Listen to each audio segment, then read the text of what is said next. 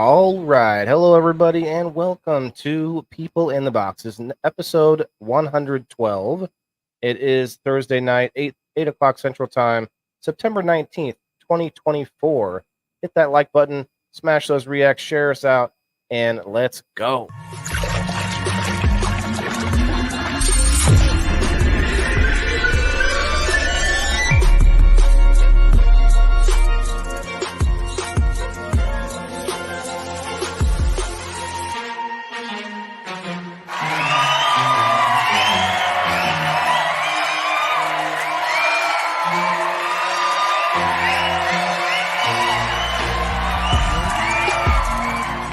Welcome to People in the Boxes. Hello, everybody. We got Kim with us in the house. As usual, I sent the call. I sent out the bat signal to, 36 people who I personally know get on the screen. But tonight we got Kim and I, until someone else may show up, who knows. But we've got a good show for you tonight. I think it's going to be a good one, actually. It's a very common issue, but I think we have some new spins on the issue, if you will. Kim, how are you? What's up? I'm here. Just we're getting ready to have fall break, 2 weeks off after tomorrow, and so 7:10, everybody. Grades are due tomorrow by the day's end for report cards, and so report cards is big. Yeah, so just trying to get the kids to turn their friggin' missing assignments in and get stuff crazy. I remember you talking about the first days back at school, like it was yesterday. Like we're talking, report card time. Like what? Huh? Holy cow! Well, you have to remember that our district goes back a little early because we've had what they call a balanced calendar or a year-round calendar. So we went back mid-July. So we have the first 9 weeks coming up tomorrow. So just a lot, trying to get everything done. I'm going to bring all of my materials home and figure out my lessons. Just get my lessons created ahead of time. I'm planning on having another surgery at Thanksgiving, and then I'm going to take that family medical leave stuff. FMLA. Yeah, FMLA through until Christmas break. So I have to have my lessons created, all that, so that my kids have stuff. I hear a lot of teachers are just using AI now. They just kind of like check up. I don't use AI. My kids are not sophisticated enough. I teach special ed. My kids have learning disabilities. So they're in what we call pull-out classes. They're in self-contained pull-out classes.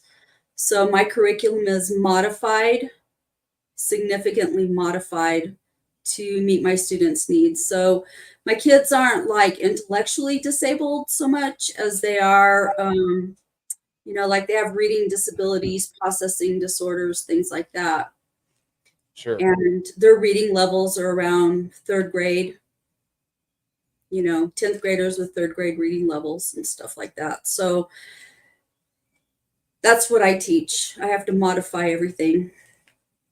But so my kids are not sophisticated enough to warrant AI, and what I do is, I have to be an expert in what I teach so that I know how to modify it to each of my students' needs and teach the curriculum as fully as I can. Yeah. So, do they give you some aids? What's up, Michael? Nope. I do everything by myself. And I'm fine with that. When I worked in California, it's required to have an aide in your class. And that, and sometimes the aids you get are just as big of a hassle to manage as the kids are. So, Mhm. the only time that I really appreciated having an aid was when I taught behavior disordered kids. When I taught BD, you really need an aid because those kids are a handful. Like there's just a lot. And the one school that I worked in, the last school that I worked in California was a school for, it's called SED, seriously emotionally disturbed. And we restrained kids there.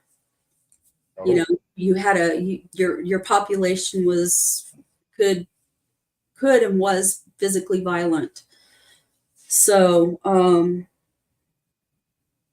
you know, that sounds very hopeful and just wonderful situation there, Kim. Thank you very much.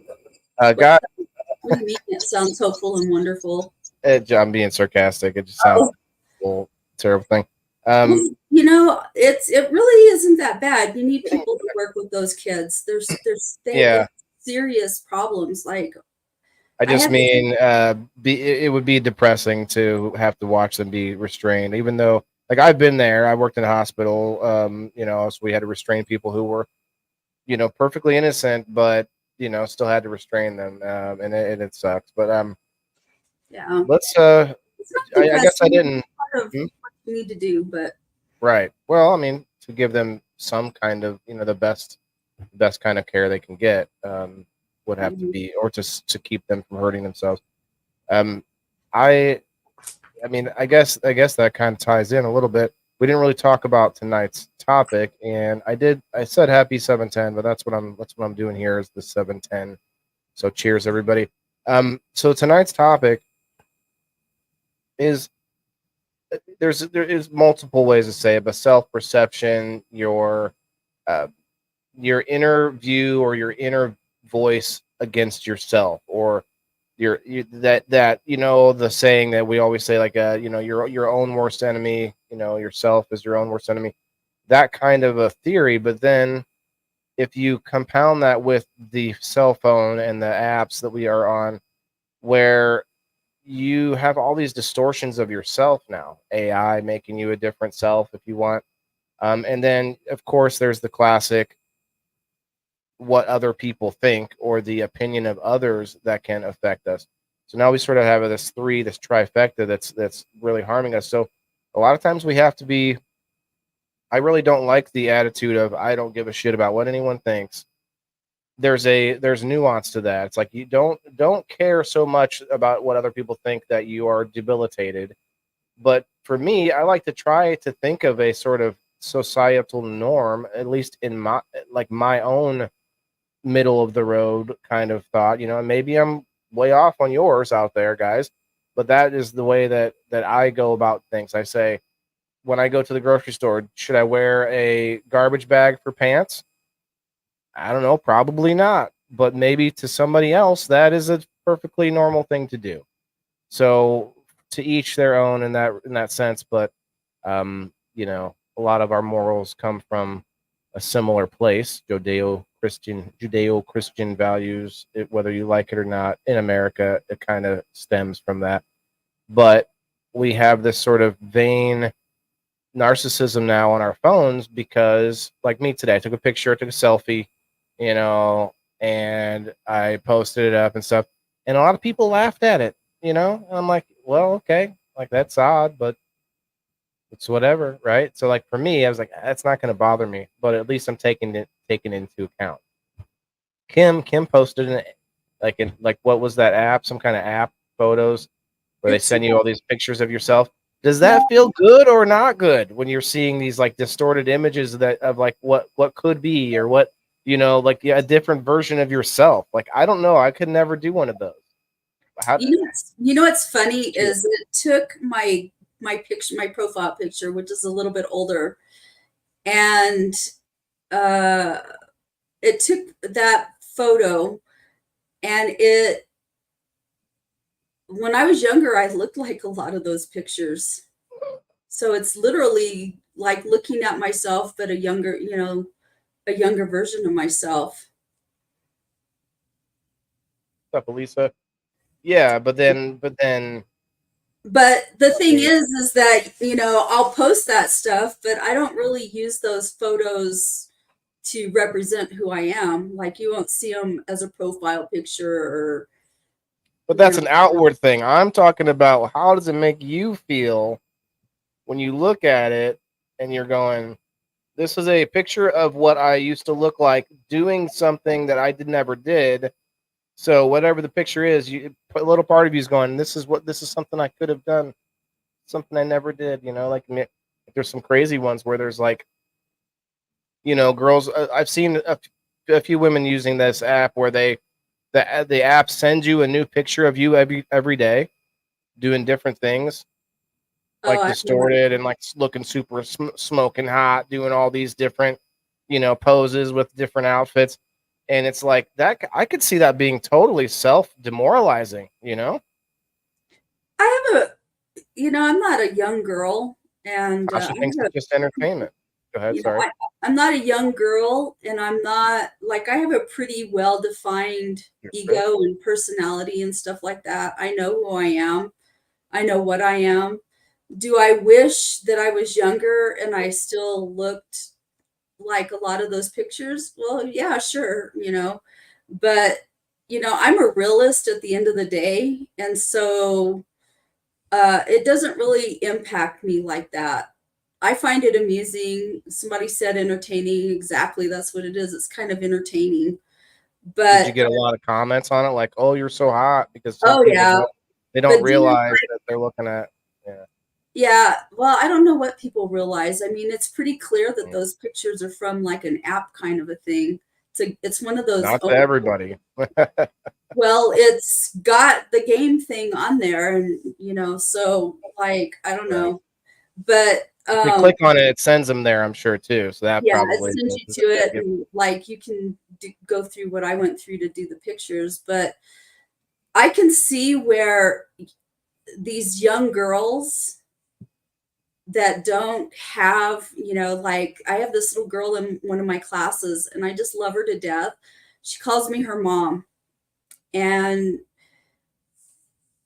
she's got a lot of insecurities. Like, I don't know, she's kind of a mixed bag. Like, she's got some pretty good What's up, Jeremy? insecurities about herself, but she's got a lot of insecurities. She's young, you don't develop your identity until you're in your mid to late 20s. Your identity's still developing. So I can see where shit like that would really detrimental to young people that are under the age of 30. That's So I would think of it. I'd actually broaden that a little bit because think about like, okay, I could use this app. Let's just think of myself. I could use this app to give myself a washboard abs. I could be like, haha, and then I just never leave the house. Like there are people who are just, consuming, never leaving the house. Online, they get to look at their avatar or whatever, and takes it to the next level where it looks much more like them, And to me, I feel like that's going to be really detrimental unless you're somebody going, that's who I want to look like right there, post this up on my fridge, and every time I go to have a snack, I think about who I could look like, and Yeah. but I don't know how realistic it is in general. Like I could give myself a few more inches of height, Yeah, but the thing is that, you're not really that. You know what I mean? That if you are taking those pictures and trying to live up to those images, you're lying to yourself. That's not the truth. You I know, agree, but people lie to them. yeah, People, but people are going to do that anyway, and that yeah, comes from insecurity. Honestly, that comes from, and there's a lot of people that don't have a sense of who they are. They don't have solid identities. They never develop that part of right, themselves very well. And there's a lot of people out there that are like that. And those are the ones that are prone, I think, to great marketing. probably, being susceptible to that kind of stuff. But what my big concern is with that stuff is that we have kids that are growing up with that kind of shit. and that's giving them a formulation of Well, and not just your kids, but kids identity. who are unhealthy, overweight, having other issues Yeah. that maybe they don't like about themselves, and then boom, they can just, well, hell, actually, this could solve the problem. Actually, let's let the kids who really believe they should be another gender use the app, and there you go. They can stare at that all day, look at their other stuff, or even use the app to make themselves look like a horse or whatever else, like a Moonchild. Like you could turn yourself into whatever you want, and that's what I think AI is going to suck people into. It's going to be not AI, but uh, VR, virtual reality. People Yeah. are really going to get sucked into, because what they'll do is they'll be able to take this AI version of yourself that looks perfect, make that your avatar in VR instead of being some weird looking creature or whatever, an elf or something. It's going to be, oh no, this is me. This is I went ahead with my real self instead, but it's actually fake you, Yeah. and then fake you. And then AI takes over fake you and starts hitting up people in your phone list, and then it starts to take over your life from inside of your phone using your better version, the better looking you. And then when you show up, you're all fat and all overweight, looking terrible. And then you show up like, no, it's really me, and it's like, what? I've been talking to you this whole time. This is you, like good looking buff you over here, right? Then you're fighting you have identity theft from an AI. Dun, dun, dun. Yeah. I don't know. I don't know. No, I know what you're saying. I mean, those are definitely Scary. concerns. But I think the ones that are most vulnerable to that as a Young whole ones. population are these kids that are coming up, growing up with this shit. They don't know the difference of what's AI now, or what's real. Like this, and a lot of older people don't either. Let's be real, because a lot of these all you have to do. I don't know if you guys saw this, but I posted a picture, and I even said I said exactly what I had asked AI to make me, and I said make me. It was something along the lines of make me a awesome post with a picture that gets me a lot of engagement. I forget what the wording was, but it was like a lot of engagement. And so it created this weird picture of this like one-eyed creature. And I was like, look, if someone even posted it. Yeah, it was like I'll find it. It was so someone posted in the comments like a picture of like these kids sculpting Jesus in the sand. And he's like, nah, bro, it's gotta be something like this. I'm like, yeah, you're right. Like I wasn't looking for one that actually would take off. But to his point, if you make a religious AI picture, it fools so many people. Like they just they see Jesus in the picture and they think it's religious. And I'm like, even someone said, look, his face and anything is, I forget how they worded it. You might know the wording, but something to do with like no matter where you see his face, it's a holy thing. I'm like, well, that's someone asking AI to make it. Are you still saying that that's I don't know. That's a hard one for me. Yeah. So with AI, you can basically do just about anything. You just ask it to fake this or that, and now I can't find it. Did it get removed? This is weird. I don't know, but I just think that there's such an alternate reality, and I just feel like we're living in a time. When we were talking earlier today about the subject, I just feel like there's so much of an alternate reality. I remember I can't remember who it was that was talking to him, but there was an interview with Rudy Giuliani, and it was during Trump's administration. I don't remember exactly when it was, but they were talking about the truth. And Rudy Giuliani said something about, because Rudy Giuliani was an attorney or is an attorney. That was, he was an attorney for a long, long time. That's his training, that's his education, that's how he thinks.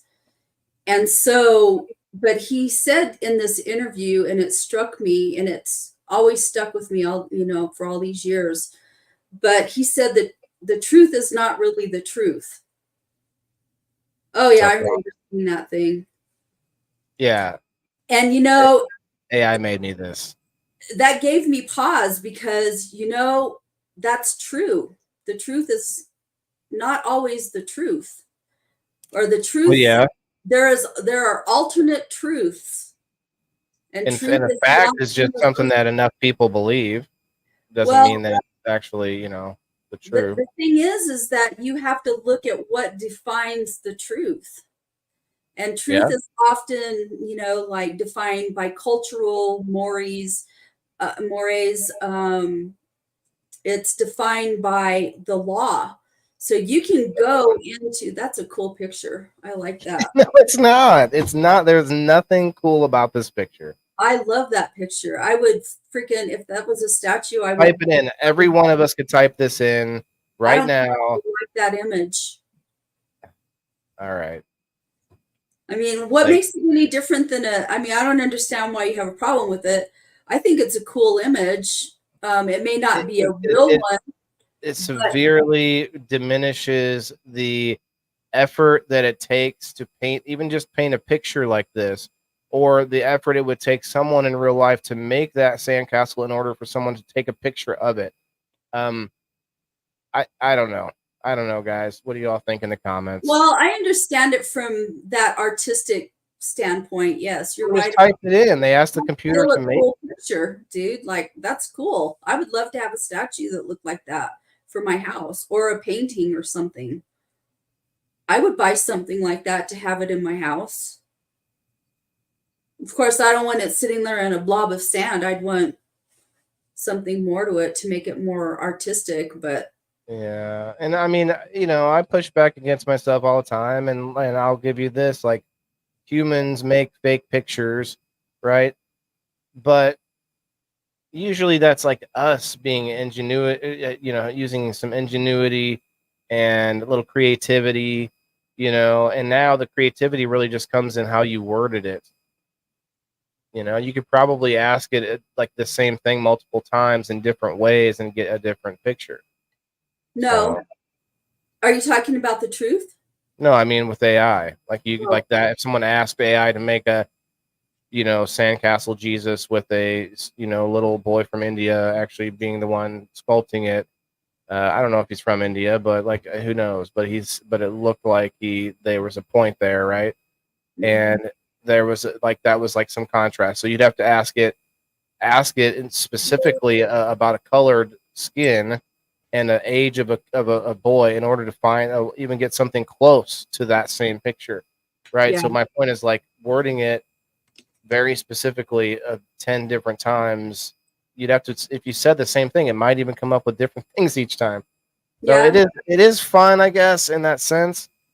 But when I see that, I just feel like that, how does that deserve whatever the 50,000 likes that some of these posts get on Facebook? Like, I don't get the I don't know. It feels so cheap from all of us people that are out here. Like, even what I'm doing is a little cheap because I use apps to make things, and I'm not asking the app to make it. I use the app to, like, literally, put videos together and do all this editing and stuff that it used to take a team of people to do, so there's nuance to this, but AI just takes all the, I don't know, out of it. It sucks. Creating is creating. Okay, Elisa, I guess. So what happens when AI just starts making its own memes and humans aren't allowed to make them anymore because AI just does it better than us? And we're like, well, we can be creative too. And they're like, nope, sorry, you're out. Well, I think there's a pendulum with everything. I think everybody is, like, really into stuff right now because it's new and it's like, oh, cool, look at what I can do. And, like, there's actually like a lot of cool applications for things, that, that they're hoping to use AI to do. Some of it's like in medical stuff, like like trying to figure out genetic stuff, and I don't know what all. Oh But yeah, it'll be able to take a drop of blood or just take one look at you and tell you things that either may happen with your health or are already a problem that no one else could be able to tell you. And there are some great things with it, but I'm just saying, like, okay, so here's an example. All of these women making all this money on OnlyFans, talk about self-perception. All they have to do is have the right lighting, the right angles, and they just make all this money right there on the screen, right? yeah, they're selling fantasy. Exactly. And so that's a lie. And maybe some of those women are actually very introverted and never leave the house. Like some people who make money online, like such as myself. I don't make very much, but I am here online a lot. That's why I made an entire show on Tuesday to get myself out of the house, to go to see things, to go to do things. And that was the whole purpose of it. Like, okay, I'll go review stuff and I could just make it anything that's like maybe small businesses and like cool like events that's happening.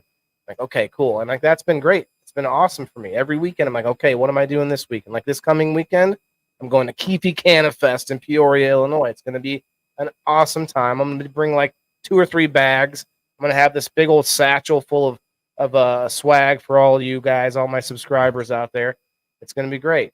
But otherwise, you can get sucked into this online thing and be at home all the time. But my point with the OnlyFans is AI will take over or will replace the women on OnlyFans. You already see this. You already see the still images. Do you remember a number of years ago? It's been in the last like 10 or so years where, okay, so let me back up. You could go to sex stores and buy blow-up dolls, right? Okay. And people would use those, right? Not just blow-up dolls, but all kinds of shit. Well, yes, but I'm talking specifically about blow-up dolls, right? Okay. My girlfriend, don't you leave her out of this. Leave her out of this. Now, they started making realistic dolls. They're not blow-up dolls. They're more like kind of like mannequins. They're real life. They're like silicone. They're like silicone, yeah. Yeah, and they look real, but they're not. When they add robotics to them, it gets really crazy. Yeah, I can't even. I don't spinning even spinning and swirling things. That is just like that freaks me out. That shit freaks me out. But that you have so I had a friend. Had a friend because I'm not really friends with her anymore. But she was married and her husband would sit up late at night and watch porn. And she's a beautiful woman, very beautiful, very desirable woman. And he would sit up all night and he would watch porn and he wouldn't come to bed and have sex with her. So you have these people that get caught up in those fantasy kinds of shit and they can't transfer it to what you really have at home.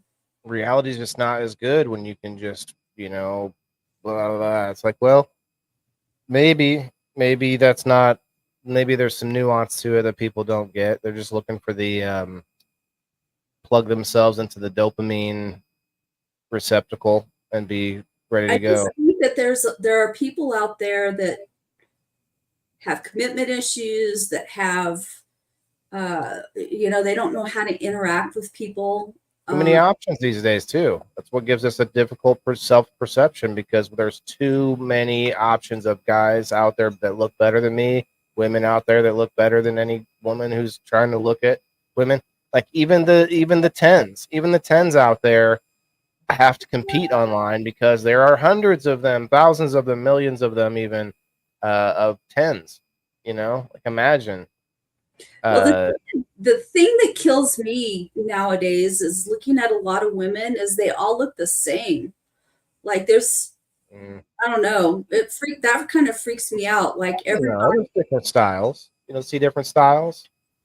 Like the tattooed kind of gal, and then you got like the I don't know. There's every different sort of community out there. You got the cannabis gals. You got the I don't know, the more professional business gals out there with the business suits, pantsuit. I don't know. I don't know. Maybe my perception Gals, is come on now. maybe my perception is skewed because I work in a high school, time. and everybody all these girls all look the same pretty much, you know. I mean, Okay. So you're seeing okay, but that's one community though. oh no, I know. Like, That's what I said. Maybe my hard. perception is kind of skewed, but even so, Neither, it's Perry. like, huh? Perry says he doesn't have one tattoo. I said me neither. Yeah, I don't have any either. I don't know. I don't know. Look at what Elisa says here. She says, yeah, when my sister found a dead body at her job, she thought it was one of those dolls. She said something, they came up on the recycling line, but it was a real person. Holy cow. Holy cow. That's a hell of a recycling. Ashley, what's up? Just Kim and I having a conversation tonight. Nobody wants to get in on this one. I thought this would be a good one. I thought really a lot of people come up and talk about, you know, not to worry about what people think or vice versa. Talk about, you know, like self-care type things. I don't know. It's a pretty useful topic right now because there's a lot of people that can't really they can't confide in others because they have such a poor self-perception. You can't talk about that to other people because that makes you feel like you're going to look worse, right? For instance, me, I go the other direction with it. I love telling you guys when I fuck up about stuff. Great. It's great content. We got Smashley in the house to save me. Thanks, Smash. Hello. Oh, looks like you went to a face painting spot at Yeah. Right here at my desk. Get bored or what? Yeah, basically. You didn't a little bit of fruits and veggies. Like last time we went to an event, there was a face painting thing, and my son wanted to do it, but the line was just too long. Like everybody wants to do it now. I guess it's I usually tell my kids, I was like, let's paint before we go there, so you don't even have to ask. Why don't you see? That would be a really easy booth to set up. Yeah, right outside the zoo. Well, just talk to them, see if or go to events or whatever, and maybe you could do that. You could be the face painting lady. Yeah, I've offered it at a couple events I've done. Like I would be the balloon blowing guy. They would all get hot dog balloons. Like John Doe would be happy. That's the only thing you know. Okay, let me see if I can tie this up. Maybe get the easy ties or whatever. There you go. Smashley, what's up? I saw you. I didn't know if you'd be on. You were on the show already tonight. Yeah, not worn out yet. Down over there on Turfy Thursdays with Surf Devo. It's getting there. Probably another half hour or so. Tattoos and piercings. Yeah, I mean that's the other thing is that some people want to change their look and do permanent things. Tattoos are one of those things, and I just never could pull the trigger. More. I already have permanent changes happening to me. You know, mold over here, like hair growing on this shoulder. What happened here? I don't know. Like it's just there's always something going on that as you get older. Like, oh, there's a change. Oh, what's this? Now I have a check this out. Oh God, what are you going to show us? I know, like what's going on right now? My eyes! What the hell was that? The bandage. What'd you do? Oh, the dog bite. Yeah, you can see it bleeding through. Yeah. Yeah, that was rough. I actually grabbed a hold of one of the dogs and had it by its chest and one arm. Yeah. To pull it away. Well, I found that he actually bit my dog on her lip up here and underneath her. You're lucky with pit bulls that it wasn't worse. Yeah. Well, the lady's lucky I didn't, actually hurt one of them. But at the time, it was, it was. Well, here's actually the worrisome thing that had me like frantic was that she slipped out of her collar. I just got out of the collar. I didn't have it. Like, I don't know how much tighter I can go on it. I don't want to go much tighter on it, but it slipped off, and so then I had to sort of hold her down and like say F everything else, and it was rough, to say the least. Should get a harness for walks. Yeah. That's I why I have got one. I just thought, well, let's give this a try, because I just bought the collar, and I was like, Or oh, training we'll be fine. We've walked this a million times, and this one time their gate was open. She's so Pitbull's sorry. I'm so sorry, and I'm just like, I don't even want to walk hear the on. speech. Oh, it's how they're raised. Bullshit. They still have Well, that natural instinct. some people got mad or not mad. What am I saying? One person made a comment. Lisa May, what's up? What's up? One person made a comment and said, "Of course, you worded that kind of harshly." I'm like, I could have worded that a lot more harshly, Yeah. but I said, "Of course," because otherwise, I actually wouldn't have needed to make a post about it. I Yeah. said, if like the dogs got loose, I did name their breed. I just happen to know their breed. If I knew Certain the breed, breeds are just naturally aggressive. People can accept it. well, Yeah. that's fine. I owned a pit bull. She had babies. I had a pit baby pit that was like half pit, half lab. It was these crazy like transformer ears that would go from the sides like a lab to the front like a pit. It was crazy. But anyway, that wasn't the point of me saying that. It was because like, here it goes. Like there's two dogs rushing at my dog, and I can't go anywhere. I have her on a leash. If I let her go, if I would have let her go, then they would have like taken out everyone. Like, who knows where they went? So yeah. Anyway, Yeah, there's that's my just story. dog fights, man. Yeah, Yeah, and I gotta say, go ahead, Elisa. so that had to be scary. Having Yeah. two dogs, your dogs. Well, I gotta say, we might have to go in tomorrow because we're both bleeding, and her being on her mouth, she's very against me trying to do anything there. And I've been able to dab it with peroxide a few times, but that's not enough. I don't think. I actually put honey on it too. When's the I last dabbed it with time some you had honey. a tetanus shot? There you go. I thought she got honey there. She'll just kind of lick it until it's gone with her tongue on the side. I don't know. You probably should get a tetanus shot. See, I shouldn't have brought this up.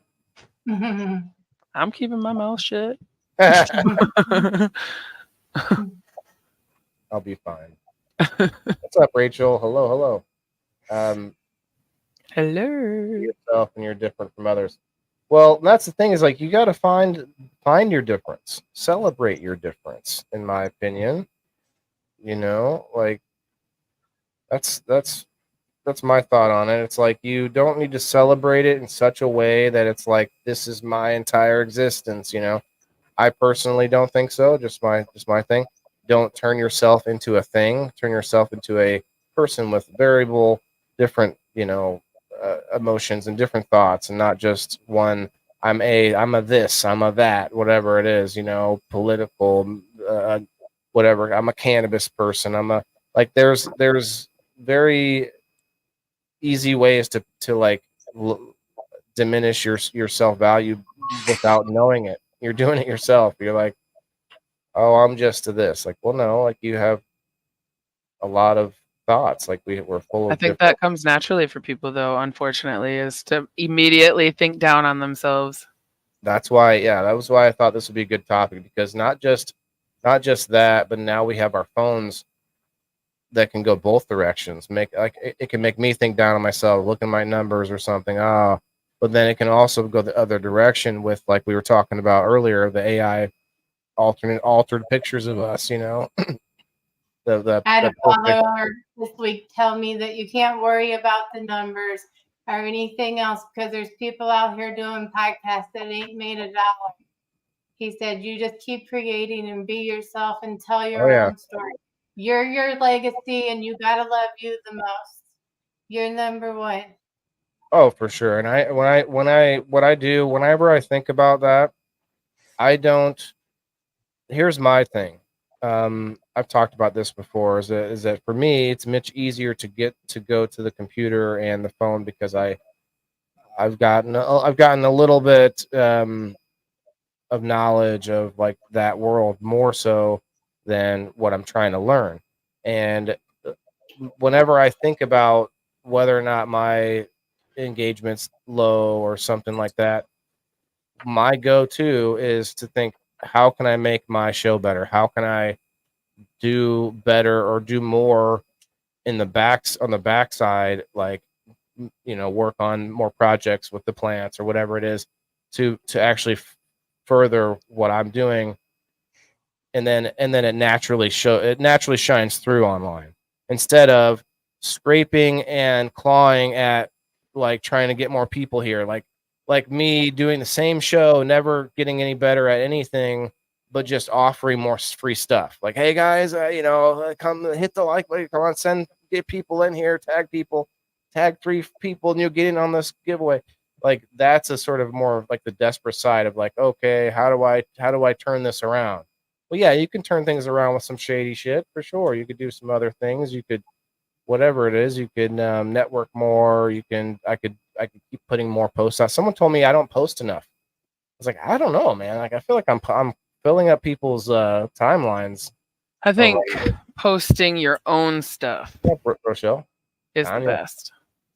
That's what I'm saying. That's what my post about AI was. It was like, look, I'm okay like if people are sharing like memes and stuff, but like, I mean, like not doing nothing but sharing everybody else's stuff.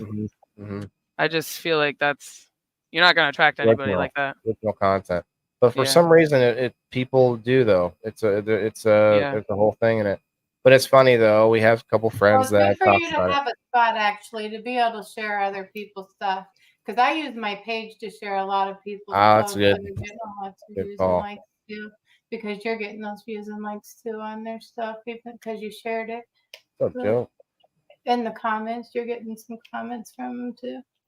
And if you want them to share your stuff and get you out there, you need to share their stuff sometime too. Yeah, I got time. Right. But there's a difference, though. I think what we're talking about is stealing their stuff versus sharing it. I would try to give. I'll add to it. I'll share your post, but I'll say my thoughts on the top or whatever, and I get stuff out of it. Kim, I'm sorry, you were saying something. One thing you have to remember is that people are voyeurs. And if they're following you or they friended you, they've done that for a purpose. Okay. And so, like with me, I share some of my personal stuff.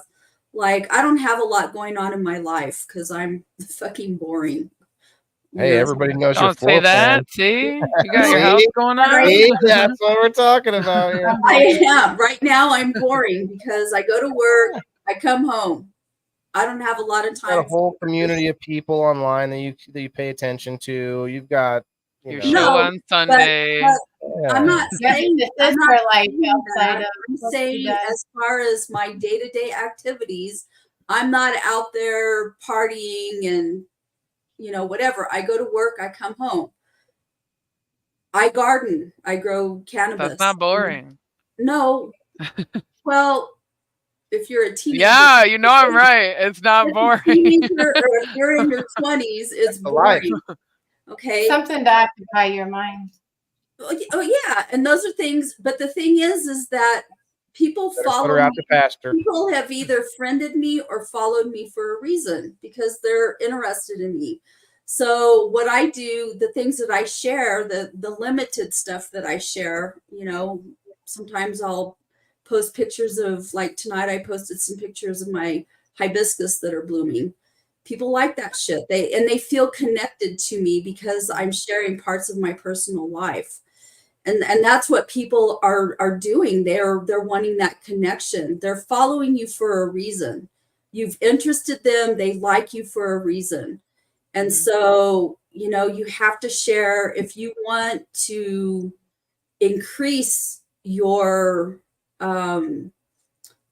engagement, you have to give people a reason to come in and look at that. And it's not just doing stuff like this that's going to attract people.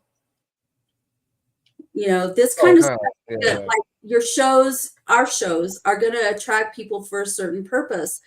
The reason that many people are tuning into you is because they want to connect with you. The beard.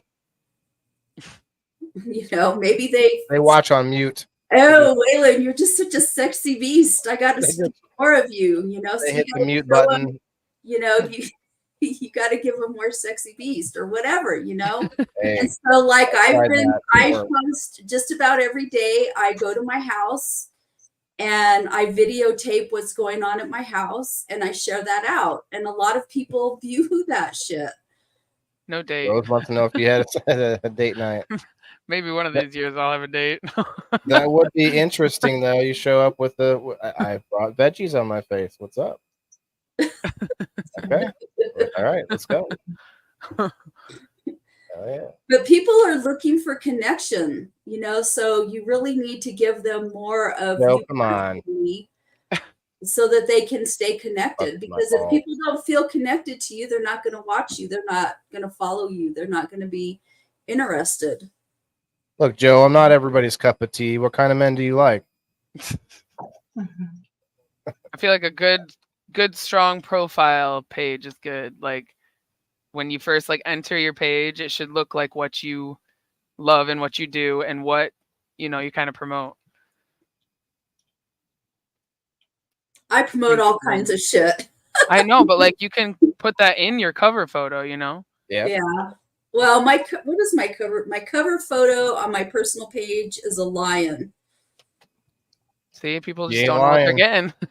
Well, it's got a statement on it. They're like, what's that? Legit. Not for everybody. It's got a statement on it. What does it say? I don't even Elisa, I like what you've been doing, where you're taking a good like informational post and throw your face on it. That's awesome. You're like, okay, I'm gonna post some good info, but first. So I'm gonna lift myself up and try to lift you up at the same time. And they're my words, though it's my picture. There you go. Or my feeling. Yeah, see, that's creative. You're That's, living a legacy with your book you're writing, Facebook. That's your legacy. Part of it. they'll be able to make an AI version of you with all of your information when you die, so that you can still carry on and your loved ones post Facebook. Somebody could take my Facebook and show Dill it, and he might not forget me, or he could still recognize my voice from my videos, and whoever's left with your memory, they're gonna see that. So it would be interesting. Imagine the old school. Well, this probably still happens. Whatever, like a rich household or a king's castle, where you go down the hall and you see past generation families or whatever, but instead you can go down there and like each picture is actually like them and they're talking to you, like 1,000 years from now you can talk to like whatever 20 generations back of your family and be like, yeah, what happened about, like, what was this about, and like boom, you could just like know information. That's crazy. Yeah. Also could be edited. We could all be in the Matrix right now. We are. That though. We're in a Matrix. That's for sure. We're in some kind of a Matrix. Well, I think we're alone with ourselves more than we are anybody else, obviously. And that's why we have to wrestle with that. We have to wrestle with the fact that we are our own worst enemy. But we also are cautious too. Like we don't want to just I don't like the idea of just turning around and going, you know what? I'm gonna do anything that comes to my mind. There's people out there like that. It's like, you can't tell me how to live my life. Like Cartman. Whatever, I do what I want. It's like that's, I guess, fine to an extent, but like I don't know. It gets a little insane. Like we gotta have a little bit of self-restraint, our little Jiminy Crickets. Mm-hmm. But we can't be too like, I don't know. It's hard. It's hard when you have this sort of never-ending high school on internet. Well, a lot of people never leave high school. They don't mature. A lot of times, people don't continue to grow after they leave high school. Aren't we almost basically cooked. Aren't we done almost by that time? 18, or I guess 25 is when our brain stops developing. But we're But not basically, maturing. we're basically matured Your by brain 18. never stops developing. That's a misnomer. Yeah, if you think you're done at 18, that's concerning. Maybe there's some more specific words in there, but I guess you're right. It does grow. It doesn't grow necessarily, but Maybe not in size, but in maturity and knowledge and everything else. add wrinkles to your brain. Is that what you mean by develop? I No, think what I mean is like to maturity. To 25 is when your brain is fully mature. Is maybe the better way of saying it. I don't know. When I hit 30, I feel that's the whole new world. I think that's when your temporal lobe finishes maturing. That's what I mean, like genetic, like growing, maturing to say a mature adult, not necessarily a person with mature personality. Well, my husband told me that people are going to judge you no matter what. Well, it's not even. You can't worry about what other people think. Your personality develops over your lifetime. You don't develop your personality fully. You don't even know who you can always change until you're about 30. 30 is I've taken a lot of classes in identity development, and it was part of my psychology and stuff like that. You don't know who you start beginning to know who you are as a human being at about the age of 30. Your identity hold on, that is subjective because there is studies on it. Hold on, in the 1820s, our life expectancy was like 40. So okay, but you got to think of filth and dirt and learning to clean things too is why people died off back then. All these plagues that could be stopped by simply washing your hands. I just mean we live longer now, and people are staying at home until they're 30 now and stuff. Like everything's stretching out. Everything's like dragging out. You don't even know who you are as a person until you're 30. Do you think that'll be 40 if we get to the point where in 10 more years, you might not be the same person. You might not think the same. People see stuff different, and you're always learning and changing. That's true. Exactly. And you hit different developmental life milestones. I'll be hitting 60 here in a very short period of time. And I'm going to tell you that my brain, I am at the backside of my lifespan. I've got maybe 20 years of life left. And when you start realizing your age and where you are in the developmental spectrum of things, you start getting a very finite way of looking at life because you realize that you don't have as much time left. And you still have a lot that you want to get for a while. Die. And that's just the reality of it. And we all have these developmental life milestones that we hit, like 40 is a big one, 30 is a big one, and the way that why is it the 10s, I wonder. I felt it at 30. Yeah. The way that you look at life starts changing. And if you have children and you are truly conscientious about raising good kids, and because there's some people out there that just have no fucking clue about raising kids, like they've come from really troubled families or whatever, and they don't know what they're doing, and they're just fucked up. But if you are really conscientious about raising a good kid and trying to truly make good children, raise good children, that's something that really maturates your brain, because you really start taking a hard look at the choices that you make and how you do things, because you're not just responsible for yourself, but you're responsible for your children. I've always felt that it was true that responsibility is where we get fulfillment, and that is what. Oh, I agree with you. Happiness is a choice. Everyone chases happiness when we should be chasing fulfillment, which makes you you feel so much more fulfilled. Like I don't know how else to describe it, but you feel full as far as there's nothing more satisfied. There's nothing more satisfactory than accomplishing things on your own. Yeah. You know what I mean? I think that's where that fulfillment should come from, is yourself, not things or someone else. And I was in my 20s. You know, I had a hard time growing up. My parents divorced when I was 8. And I was essentially, in many, many ways, I was abandoned. And in a lot of ways, I raised myself. And when I hit my 20s, when I hit my mid 20s, I had no idea how to take care of myself, because I never learned those coping mechanisms. And I had a lot of struggles. And for a long time in my 20s, I was looking for somebody to come and save me, to take care of me. And there came a point when I realized that that was kind of a victim mentality. And when I made that realization that I had to do it myself,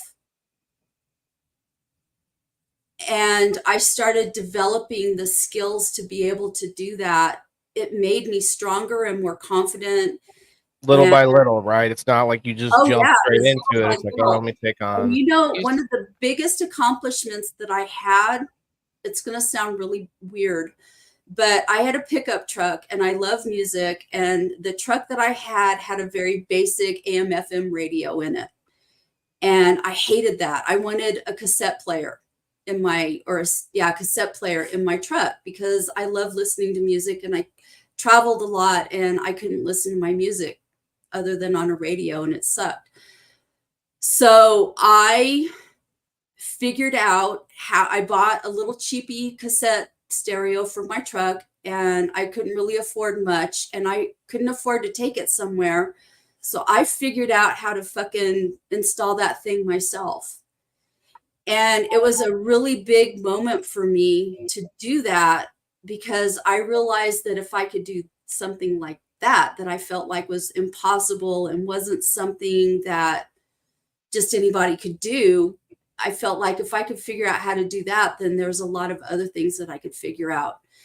Another big thing that was really, really helpful for me was going to college, because I knew I was smart. I knew that I was intelligent. I knew that I had characteristics to be able to be successful, but I wasn't raised to be successful. I was raised in my family to be the family failure.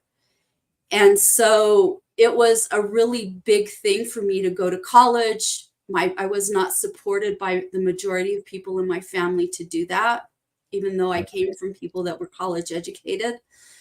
Did you join the military to go to college?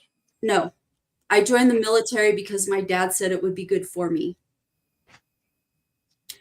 So, and I didn't get any college benefits from the military.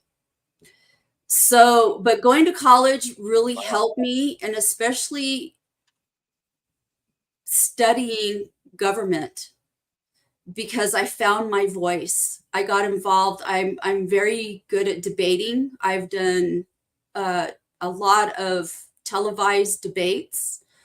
I'm very good at debating, or I used to be. And, you know, I found my ability to speak publicly, and I started gaining a lot of self-confidence and becoming educated and understanding.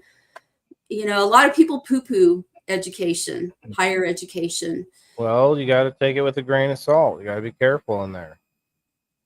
Yeah, I think it's different. I mean, because you can go to a trade school too and earn a shit ton of money. I'm not talking about a trade education. School. When you go through what I went through, which is very rigorous studying, it's not pulling shit off the internet and making sense. No, yeah. It is reading. What I did was I read all the philosophers and people that founded, the words of the people that founded our government. I read the philosophy behind all of that shit, and I had to understand it. Go read Thomas Jefferson sometime. No, I'm good. I believe you. That shit is not easy to read. Those guys spoke and wrote in language that was very, very high language. You know, these were all very, very highly intelligent people that were writing about these ideas. And that's all the shit that I had to study. And you don't just look at de Montesquieu. You don't just look at John Locke. you look at all of that stuff and you intertwine it and you see how all that shit works together to come together to make what it makes. And so hats off to you. That's what college did for me. It took all of these very basic understandings that I had about stuff in general, and it gave me a foundation. You know, I did research. And the active you're still missing the practical application. Obviously, you got towards the end. Yeah, I mean, history was not my forte. I still don't like it to this day. Yeah, but you know what? The thing about history is that it is alive and well in you. I teach about the fall of Rome. And if it had not been for Rome going through what it went through and everything falling apart, we wouldn't have had all the shit that happened in Europe. We wouldn't be here in the United States. The fall of Rome directly impacted all the European exploration that caused people to go out into the world and find North America and South America. Okay, let me push back here because you could say that about almost anything in the world in history. You can. History is very much a part of who we are today. You think my people, my dad's people originally were fucking Vikings that came out. They were Germanic tribes. That's who my indigenous people were. There are things that if you look at Germanic cultures, those ancient cultures that are thousands of years removed now, if you look at how those people were, the way that they thought, the way that they behaved, all of that shit makes up who we are today. I can look at myself. I can self-identify. Does it go further back from that? It probably, because a lot of this all the way back to ancient ways that we've carried with us, you know, ancient survival things, you know, whatever that we've carried with us. And there's culture is transmitted through family. So all of these ideas and ways of thinking and stuff like that are still very, very much alive in us today, thousands of years later. I think that's one reason why people have a problem with their identity now, because we have boiled things down and away from like past cultures, and we just say white, black, brown. Yeah.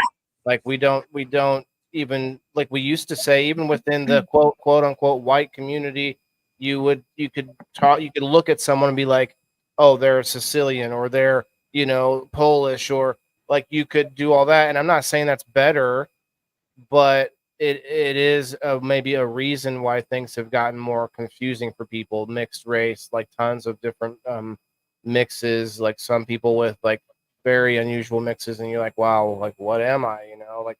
Like the whole joke about the Skittles commercial with the Scottish.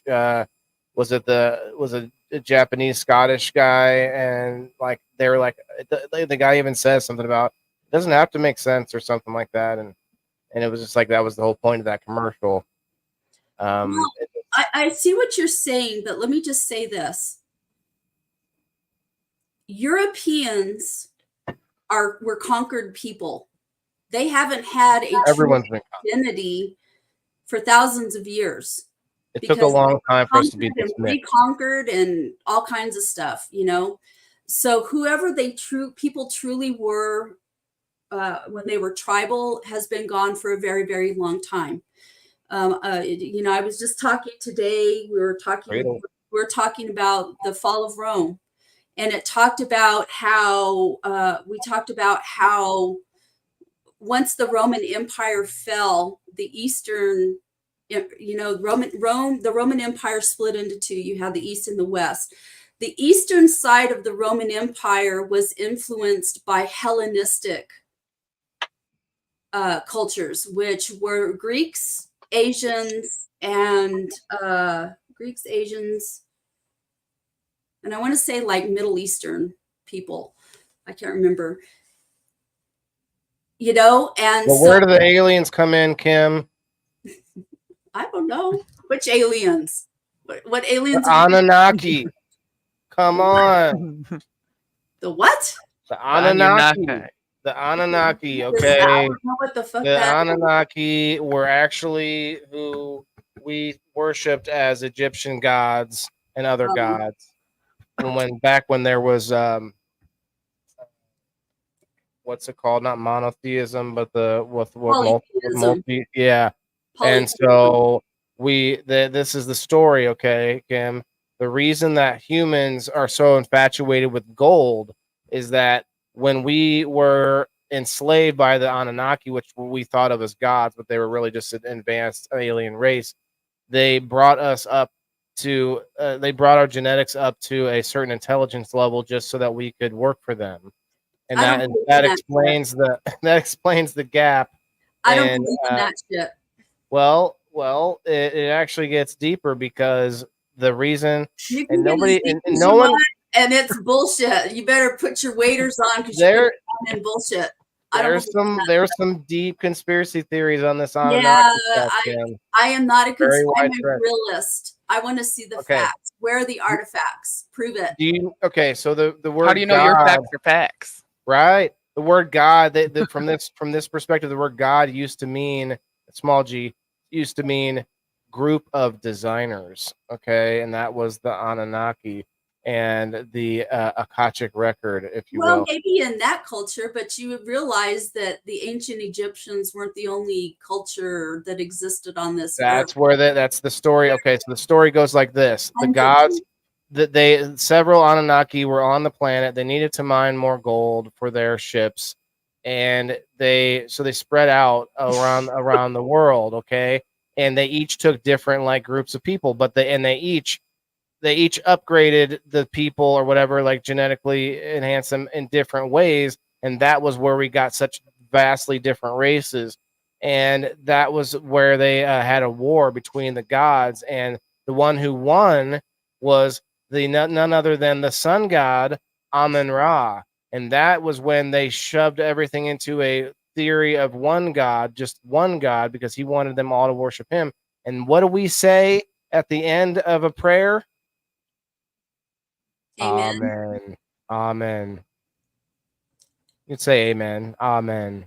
But what does that sound like to you? I ask people all the time, why do we say amen? Why? It sounds like it comes from probably a Middle Eastern, because the Jews are Middle Eastern people.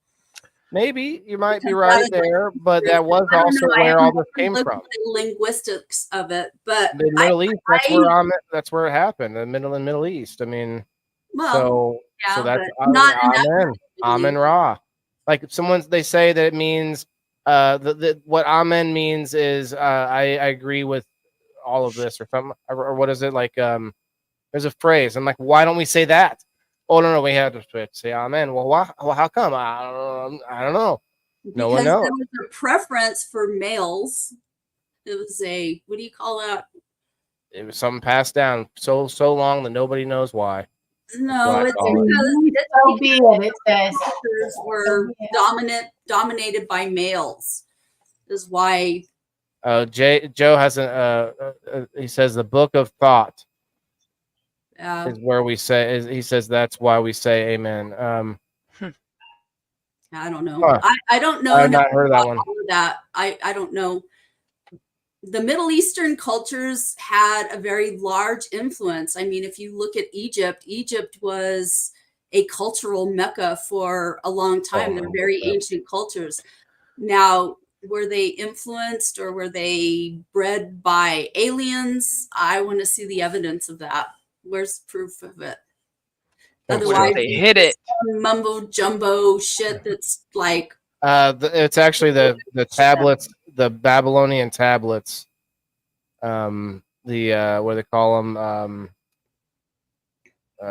The hieroglyphs. No, they're these tablets. I can't think of the name. They're metal. They're stone. Rosetta Stone. No, from Babylonia. There's a name for it. It's pretty well known. I don't know. I don't know enough about that. But to me, it's mumbo jumbo. I don't believe in that. but just don't. This is a theory. In order, I understand, but it's like, to me, it's mumbo jumbo because it's not. There's not a lot of science behind it. There's too much speculation and stuff like that. Go out there. We know this. We know this. And bring artifacts in that are believable. Okay. Have you ever heard of the theory that the top of the pyramid? Yes, it was that gold. was in a friggin' movie. What was the No, movie? I'm not talking about the spaceship landing on it. I'm talking about the top of it being made of solid gold. I heard it was giants that helped them. Hey, there are giants in the middle of the earth. It's the hollow earth theory. We're going to jump over to the hollow earth theory. Or in the mountain. Well, that's possible, but the thing is that most of what we know about any culture or the past of stuff is through artifacts, things that they dug up out of the earth and had to figure out whatever about. I've heard vibrational pulls too. I was wrong, not Babylonian. It was called they were called the ancient Sumerian tablets. Samaria. Yeah. Ted says the Dead Sea Scrolls. That was another one. Yeah, but not what I was thinking. Book of Enoch. And Dave says a man is a word handed down from the Hebrew meaning so be it, or amen. Okay, he must be texting. So be it. That's what people say. So be it. And I'm like, well, how come we don't say so be it? Well, it's because of the ancient Hebrew word. I mean, but hey, that doesn't mean it didn't come from somewhere, but beyond that. I feel like it'd be kind of funny. So be it.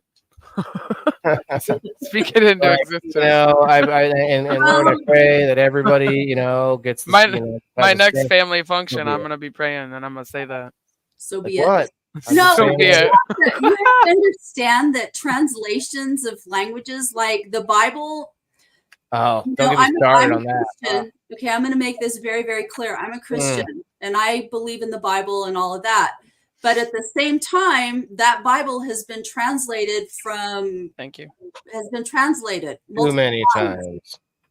And the original, the closest translations to those ancient languages are Greek.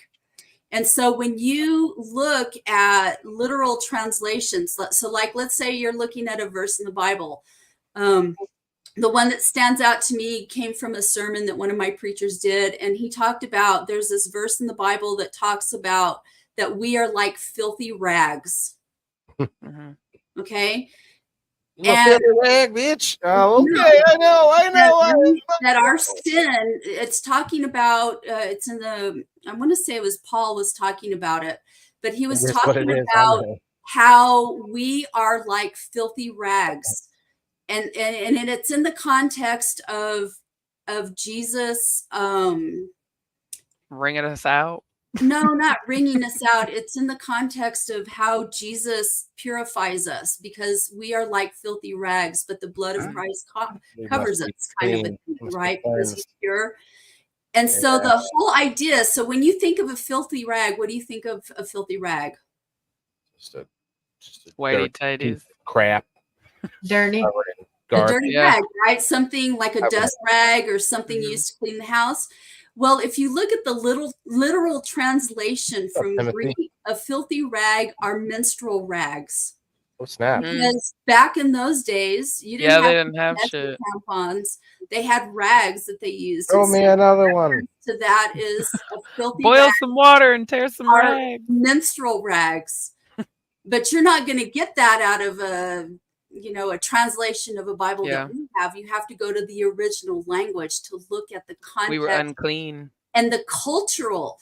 So there's a lot of them. Did you ever hear how every language? Well, but did you hear the story how I believe I don't want to blame Catholics, but I believe it had to do with the church like purposefully misinterpreting some of the words in the Bible for centuries in order to oppress women. Makes specifically sense. One thing I remember was the story of God took Adam's rib and made Eve, and so, but actually that is not the actual translation. The translation is flesh of my flesh, meaning we're the same, thing. We're the same animal or whatever, species, I should say.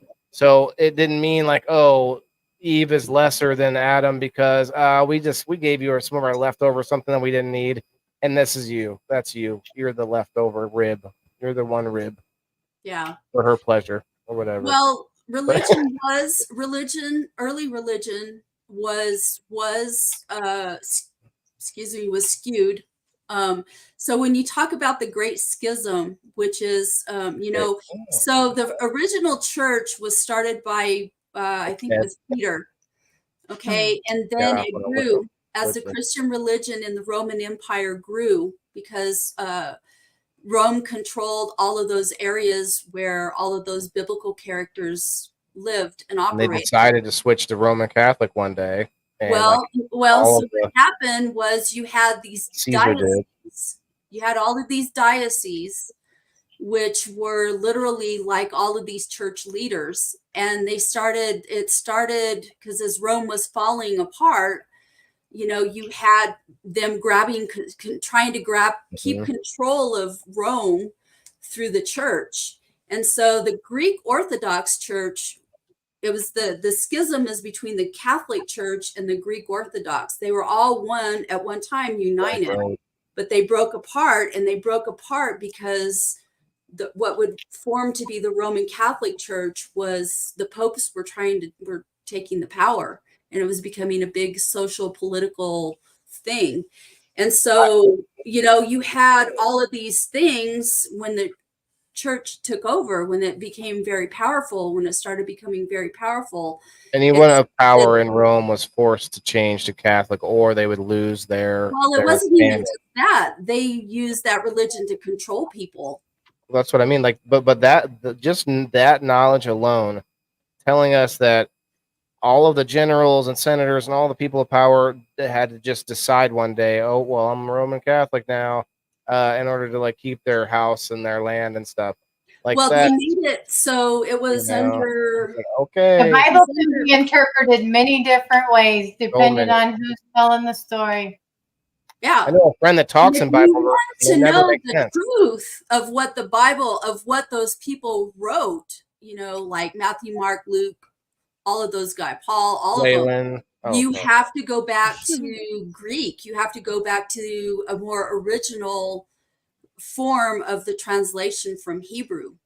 Because there's one of the things that I've learned, okay, I live in New Mexico, and our dominant culture here is Hispanic. They're Spanish-speaking people. And so if you try to translate a joke from English to Spanish, it does not translate. And it's not funny because there's cultural context to language. And if you're not part of that culture and you don't understand the fucking dynamics behind that culture, the joke's not going to be funny to you. And it's the same translating from Spanish to English. Yeah, I watch this guy that goes live and he talks about the Bible a lot. And sometimes I have to tell him, dumb that down for me. And sometimes he tells us what words mean in other languages and stuff. Yeah, and there's just like you would never know, like I said, that example of filthy rags, you would never know unless you had somebody that studied, that actually went to seminary and studied the Greek. You have to study the Greek stuff in order to understand the cultural context of what you're teaching in a church, to understand that filthy rags is actually a reference to menstrual rags. You would never know that because you don't. I didn't know this. Simply says the Spanish Inquisition was all about forcing people to renounce the religion. Yeah, it was a religious war for sure. It was about heresy, is what the Spanish Inquisition, and it actually, the Romans were the ones that started the Inquisition, but the Spanish, after they defeated the Muslims, we'll finish it. The Spanish were like voracious with the Inquisition. They took the Italian Inquisition and they put it on steroids. They were vicious with it. They were meaner than the Italians ever were. You want to know what I think, Kim? And they brought it here to the Native Americans and practiced it on the Native Americans. The same tactics. You want to know what I think? Mm-hmm. I think we've done this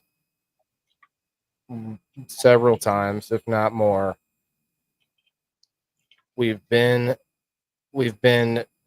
at this population level, maybe if not more, multiple times in the past, but we've been busted back down with near extinction events. We already know these happen, and every 15 to 20,000 years, we have something akin to us. Yeah, and it's not always the same thing, but for the most part, the Earth does go on these cycles where we get close to this asteroid belt, and they can almost time it. You know, and they're off by like 500 years or whatever. That's actually still pretty close. You know, people will be like, "Oh, they've been saying that for years." Yeah, well, they're probably going to say some of these different things when we think we're, you know, since certainly the one that I always bring up is the pole shifting. They're going to the planet's going to flip 90 degrees. They say that was going to happen, but who knows? 20 years from now, maybe 30 years from now, who knows? But my whole point is, there was a time when all people looked the same, where we're like this sort of like one continent, Pangea and such. And I think, I don't know if we really survived very, like probably not many of us around at the time, but I think we had this. We also found we've got evidence of the same human skeletal structure that we have now 250,000 years ago. That is that old, and we know that's significant about that, and I follow that kind of stuff. I'll have to. This was years ago that I saw this. Please, if you have that reference, I'd like to see it because I talk about that kind of stuff a lot. Well, I'll look it up, and I remember it being fairly, you know, believable or whatever, but you never know. Anyway, I know we found some old skulls they're over like 100,000 years or whatever. At least there's a multiple. Over, let's say, 100,000 years. Anyway, well, we are history in the making, and the past does repeat itself, and time changes everything. So the story I read was about a skull that was the exact same shape that we have now, and what the significant is, the Neanderthal skull is much bigger and different shape, jaw structure, all these different things that we can tell. And like there's a whole list of skulls here that says there are several human skulls that are over 100,000 years old. But my point is, I think we also know without a doubt that there were different types of humans at one time. Like you had Neanderthals, you had I don't remember all the special names. Yeah, but those Neanderthals were like cavemen and things like that. Well, I think they were evolutionary, like. Yeah, but there were some that existed. We believe that some existed at the same time, and that's why some of us have certain genes that other ones don't. Where we have, and I don't mean specific races. I mean how most of us have genes that date us that show us our origins back in Africa, and there are some people that have different genes than that. And we think that either intermingling or something happened. And anyway, that's neither here nor there. My point is, I believe that a lot of the Bible, and if not all the Bible, is a roadmap for human survival through the times when we go through the whatever the cataclysmic situation is. And you think about all the stories and all of the lessons and things like that. It's almost everything in there, even including things like "Thou shalt not." I forget, it's not a commandment, but I forget where it says, talking about not spilling your own seed. Basically, do not masturbate. Well, what else other than like survival? I mean, yeah, okay, maybe there is other, you could look at it as other like divine or some other issue that God would have with it. But I'm looking at that thing as a survival book, like a way to teach your kids good lessons and ways to teach even adults that don't, like, that's when you spread the word, right? When you spread the word, you're teaching other adults even some of these good moral lessons and what do you call them, fables and such. And so I don't know, I could be oversimplifying it, but like my point is, everything in it could still be true and from God. I don't take anything, I don't take that away from it, but it could have just been like 8 or 9 generations of humankind ago. You know what I mean? Like 40, 50,000 years ago when it was like, so my point is like all of it could be true. It says Earth was made in 7 days. Well, to God, 7 days could be like it's a different time to him, right? Yeah. Anyway, I will have it's all funny. It's great. and they interpreted totally different too. It's As like a insane. way of life. I love interpreting things, you know. That's why I love the show. I love hearing people's points of view on stuff, you know. And well, it's just like the commandments, like, well, not necessarily. Brad, me too, brother. I'm not sure if it's the commandments. I'm not as well versed on the Old Testament as I am the New, but the parts in there where, you know, the Torah, you know, the Old Testament is the Torah, the Jewish Bible. And it talks in there about like not eating anything, like you can't eat seafood and stuff, like you can't eat pork. It doesn't necessarily say you can't eat pork, but, you know, it gives you criteria for what you can and cannot eat. And a lot of that stuff is practical. Yeah, like for different like diseases and stuff. Yeah. People sit there and like, I don't know, sin. We all sin, but in general, well, they look at sin as evil. The ultimate bad, whatever the ultimate bad. I firmly believe that the Catholics did a really, really good job of evilizing things. They used a lot of symbolism, and things were evil, and like the demons were going to come and eat you up, and you know, whatever.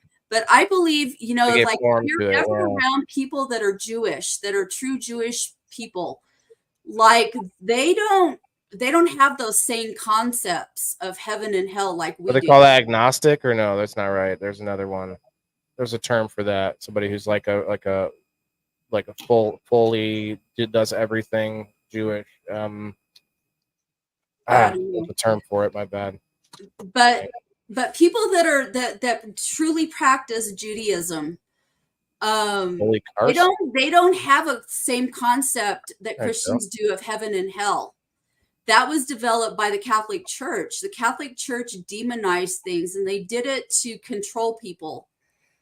And so when you look at these things that the Torah calls sins, they're not evil. Sin is something that causes you harm. It's harmful to you. Right, like don't do this because it's going to cause problems. Don't go fuck with your neighbor's wife. Well, that's a pretty damn good thing, because if you go fuck with your neighbor's wife, what's going to happen to your ass? It causes a lot of grief, right? Right. Think about it as like us passing down our history. Yeah, you know, it's like to me, a lot of the Torah is very, you know, things like that within the Torah, things that are sinful. Orthodox. Thank you, Joe. Orthodox. Things that are sinful are not so much that they're evil, but so much that they're not they're not good, clean living. Look what Timothy here said. He says sin is transgression of the law, which yes, but I believe that those, you know, at least the 10 Commandments were, yes, you think of those as laws, and if you violate them, then you're sinning. I agree, but at the same time, it seems like they're also in line with things that, like Kim is saying, that would be promote survival and not promote chaos and destruction in some way. Well, it's just like, do you know why they banned people from eating pork? Probably because of listeria or whatever other. No, it's trichinosis. So there's trigonometry. That's right. I forgot. Pigs are disgusting. Like, I love pigs and all that, and I'll eat my bacon. I'm not a big pork eater, but I like my bacon. But you cannot eat bacon unless it's been cured. Well, modern humans, modern times, we figured out how to make it safe to eat pork. You have to cook it thoroughly. You have to do all this stuff. And if you don't, then you run risk of, you know, getting diseases from it. But back in those days, they didn't really have ways to make pork safe to eat. So it was outlawed as something that you can eat. What I don't get is why they don't eat like shellfish and stuff. Why is that unclean? I don't know. That's because they're bottom feeders is what I've typically heard. But it's like, that, I don't know. How does that make big bugs? It's just a big bug on the bottom. So Yeah, well, Rose says the because- commandments scare the crap out of her. I think back. Okay, so before.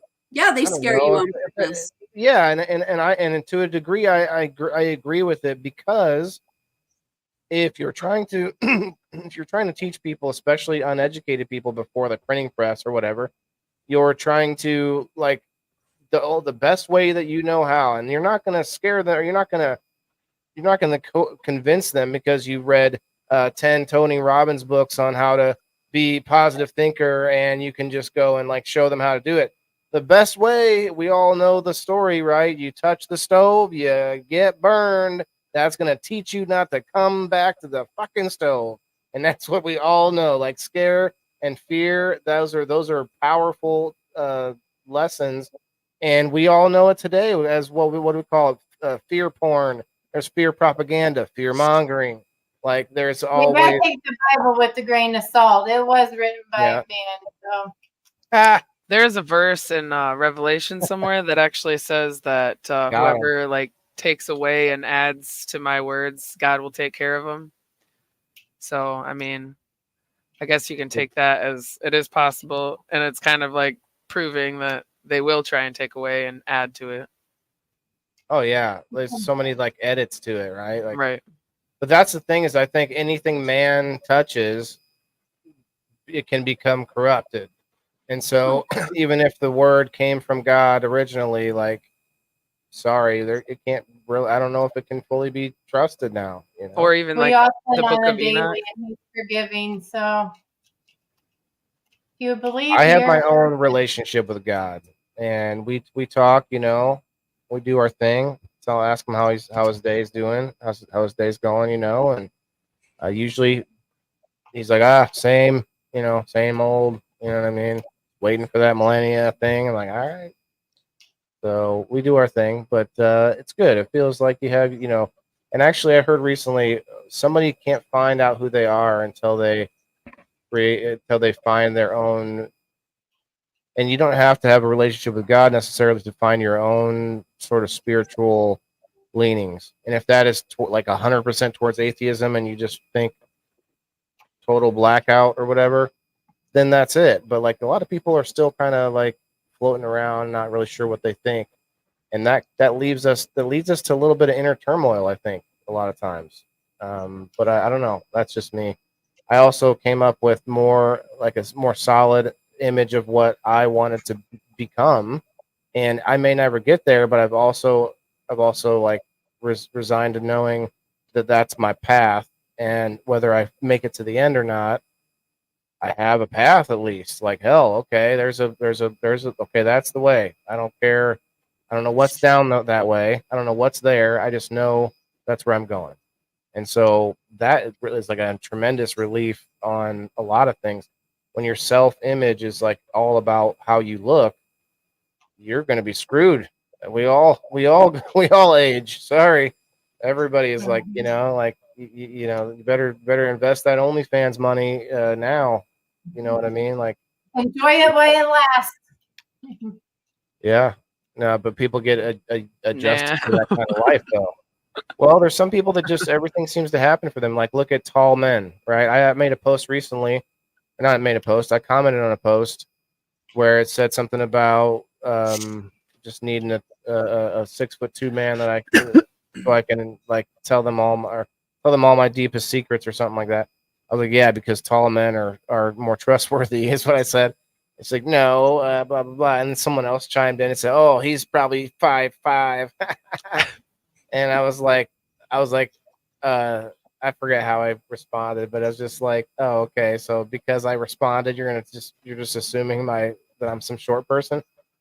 It was just funny because online you can be any tiny height you want, you know? That's why you never have to meet someone. You can just string them on and just have them. But what an awful life to lead. Yeah, I agree. Yeah, like so many people do it now. They just it's crazy to me that they find enjoyment from that. Like, that's sad, honestly. That's a waste. It is. What were you referring to, Rose? Might have been missing something there. Here's false evidence. Live in the moment, and who you are on the inside is what really matters. that's the thing, though, is a lot of people don't know who that person is. So I think working on that, be yourself. You know, inside of you how you feel about stuff. Yeah, I think it's encouraging people to get their confidence. That's why, like that. You are. I was going to make a point early when I was in my 20s. Like I tended to be a little bit more liberal when I was in my 20s because I'm not liberal. I am not a liberal. I'm very conservative. But all those terms have changed over time. But I was a little more liberal because I was looking for somebody to take care of me, and I didn't have a sense of identity. And one of the things that I came to realize for my own survival was that you have to have a productive struggle. You have to be able to take care of yourself. You cannot be enabled. And I was looking to be enabled. I was looking for somebody to take care of me.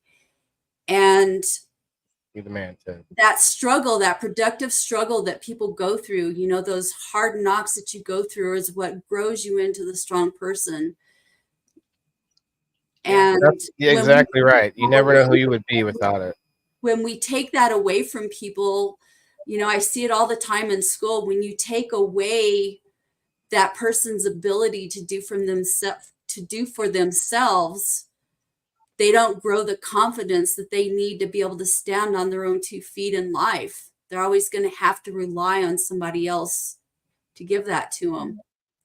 Just like animals that we domesticate. It's a similar thing. Like, don't feed the bears. It's because bears will lose their ability to feed themselves. And that's why I'm not a huge fan of welfare. I think we should have a safety net of sorts, but there's people in the society system that we need to take care of. We need to take care of children because unfortunately we have parents that don't take care of children. And the kids suffer, and then they grow up to be just like however they're raised. Yeah, but if you think about it just like that as a percentage. Truly disabled. There's a lot of people that say I'm disabled and they're fucking still capable. And I think that they still need to get out there and be as productive as they possibly can. So I feel like people that are disabled need to be taken care of. And I think our elderly that are not, our elderly need to be taken care of. If I thought the government was spending our money correctly, then I would wholeheartedly agree. But you know what happened is when the more welfare took over, the less churches were prominent, which, okay, you can argue churches. We just talked about how badly that can go. But in general, your neighborhood church, your neighborhood community used to be where you would turn to, where you'd go there. You would know your neighbors more that way. You would be more interconnected with your town, and you'd be like, "Oh, Kim, you're a doctor, right? Can you look at this goiter I have on my?" Never mind. You would say things like, "Hey, doesn't your cousin have a construction business? Can you help me out with this project?" Some of them are still like that. Yeah, no, I agree, but not as much. Our furnace went out, and somebody told me the church will help with it. So I called the church, and they said, "Oh yeah, we have a maintenance guy that used to do that for a living. We'll send him out." And they sent him out. And he took the pipe apart and blew the web out of it and put it back together. Didn't charge his thing and told him thank you. They still do stuff like that. Yeah. They still do. Okay, but you guys get my drift. Is like people will then, like you're saying, will rely on. Well, here's my opinion. Here's my opinion. My opinion is that since World War II, sometime after World War II, I don't know exactly when, but sometime after World War II, we started over relying on our government to take care of us. And so our government, one of the functions of the government is to take care of its people. But there comes a point where we rely too much on the government to do that and not enough on people to take care of themselves. There has to be a balance in things. And I really feel like it's super imbalanced. And a lot of that came out, like I look at the civil rights legislation or a lot of stuff related to civil rights. And, a lot of welfare came out of that and stuff like that. And it was an effort to try to lift Black people out of the horrible circumstances that they had lived under the Jim Crow laws and stuff like that. But it ended up enabling a lot of those people. People got suckered into it and they just never learned to stand on their own 2 feet. And so I'm a big, strong, I don't like enabling. And I get in trouble sometimes at work because I don't enable my students. Like, I will help you try to reach your potential, but I am not going to enable you. You've got to come in and you have to do for yourself. Yeah, Dave has a good point here. He was saying how he's seen Social Security change so drastically. Social Security is different, though. Like, we're supposed to get that because we pay into it our whole lives. That's a different thing. Not just you get Social Security disability. Well, okay, but what not he's saying pays into that. So I'm not a problem with Social Security disability, but SSI, that's a welfare program. And there's a lot of people that take advantage of that I honestly don't feel like they should be on those programs. Well, he's saying how a lot of broken homes, which I can attest to this, will one parent, like he says, the custodial parent will make up for what's missing with the other parent by giving their kid, like, over enabling their kid with whatever indulgences. And I totally agree. It's really, I can tell you guys firsthand, I was still trying to be, like, not the disciplinarian per se, but I was not going to just give my first child whatever she wanted just to make her like me. There were times when I tried to, like, be at least somewhat a disciplinary in whichever way I could, even though she didn't live with me, if there was something that happened or whatever. And that didn't work out well in my favor. I can tell you, like, you know what I mean? Well, and so you didn't have a relationship. And if you don't, I know we had one, but you didn't have that kind of a relationship. No, what I'm saying is when the kid doesn't live with you, they do not have to care about your rules. Yeah, exactly. You don't. So that's not about the relationship. It's about she loved me. She would say she loves me all the time, but there was no thought in her head about running things by me if it would be a problem, or caring about what I would think if she did something, whatever. So those were not, like, whether or not, like, so my point is, like, it's just a natural difference in what happens when they don't have that, like, structure. And I totally agree that's a problem with some of the I don't know, I'm not sure how it connects to Social Security, but he was saying how that it drastically has changed. The majority of it's, in his opinion, due to a lot of parents nowadays, lack of discipline. And that's what that's what I'm saying. Like, the discipline, even 2-parent households, are rough. But I hate to blame parents. I just think that there's more people now. So when you think of think of every, like, bad situation where the kids have bad parents, there's a percentage of that. Do you think we'll ever be able to fully make that go away if we just take all kids from parents and the state raises them all, or what? And that shit has existed since the beginning of time. It's always going to be there, right? Ever get rid of poverty. There's always. Well, there's a good side too, though. A lot of times poverty is driven by disabilities. People that, may have dyslexia, that will never be able to, function at a higher level because they can't read. Reading is such a big part of modern society or whatever. I don't think that's a big part of it, though, because there's a lot of people that are totally capable and they're still living in poverty and can't find a way out. Yeah, well, poverty is generational, and there's a lot of, it's complex. It's not like cut and dry. There's no cut and dry thing to poverty. But like I said, even if you took out a lot of those barriers in poverty that make people impoverished, and like you're always going to have a segment because you're going to have people that are disabled that cannot work. You know what I mean? So you're always going to have poverty. You're always going to have a segment of your population that's poor. And there's just no getting around that. Well, until it becomes the future where all people are hooked into the Neuralink, and anyone who's okay, I'm done with the dystopian. They could have better stuff in place for people with disabilities, though. Like I told you about the state that has the caregiver pay, stuff like that helps families with disabilities. Real quick, guys, if you haven't yet, make sure you hit that like button if you're watching. We're going to be doing a spin for my subscribers here, checking if anybody added to the number list. And then we're going to do a spin for all of you who are watching out there. You get a chance to win a game night ticket for Sunday night. Let me check locals for anybody new. Okay, Joe put in a comment. I'm trying. Newest subscriber, Joe. Cheers. Okay, so you're going to be Joe Orzel, number 23. I have to go to And the then we bathroom. got. Okay, I guess you're allowed this time. Tabby Dabby Doo is going to be number 24. Awesome. Look, I add a couple numbers to the list. I love to add the numbers to the list. Remember, you get 3 chances if you get in on it early in the week.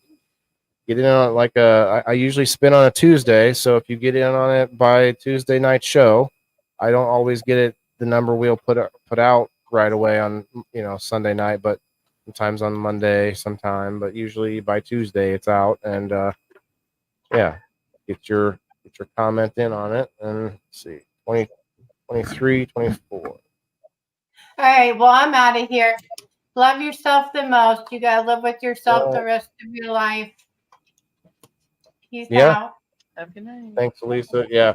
I mean, this is one of those topics where I think we should talk more about it, because people just need to realize you're not alone trying to create a better you. We all are out there trying to do that. So not everybody. Some people don't. Some people are like jaded and they don't give a F anymore, and they're just ready to, be done. But that's sad. I mean, like, this is all meant for us to fully, experience. Oh, Smashley, I see you. Okay. Well, you got in squeaked in by the skin of your teeth. 25. What are you skinning her teeth for? Well, she just got in, and something that you didn't even enter, but the number wheel. Oh. Remember, you can choose to take an extra ticket on the hat wheel. I'll be spinning this hat wheel at the end of the month. Right now, everybody who subscribes gets 1 ticket for being a subscriber. You get another ticket for being with me for every 6 months. Every 6 months you've been with me, you get another ticket. If you are a pro member at $5 or more, you get 2 tickets.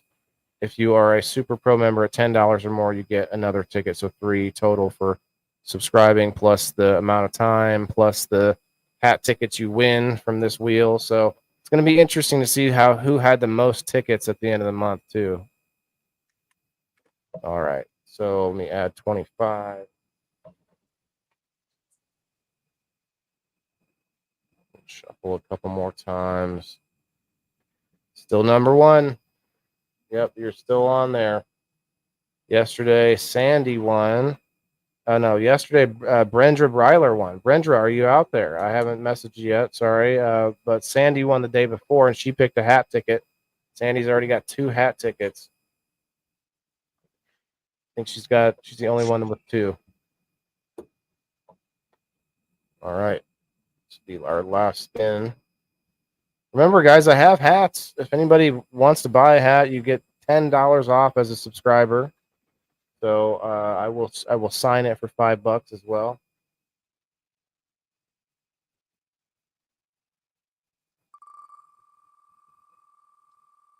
There's some pretty cool hats still left. If you win one later, you may not get the type that you want. So think about it. Joe says, I want to learn from all y'all. Open mind to different opinions. Thanks, Kim, for being so open about your walk in faith. And Waylon, it's always a great show.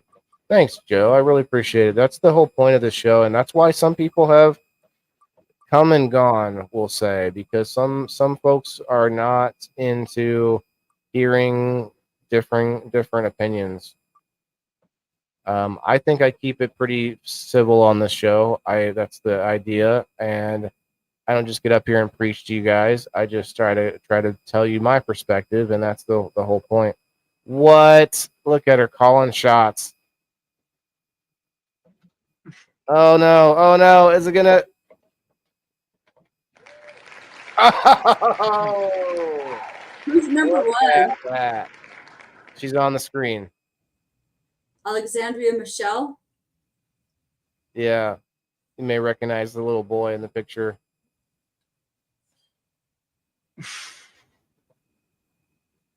He's upstairs sleeping right now.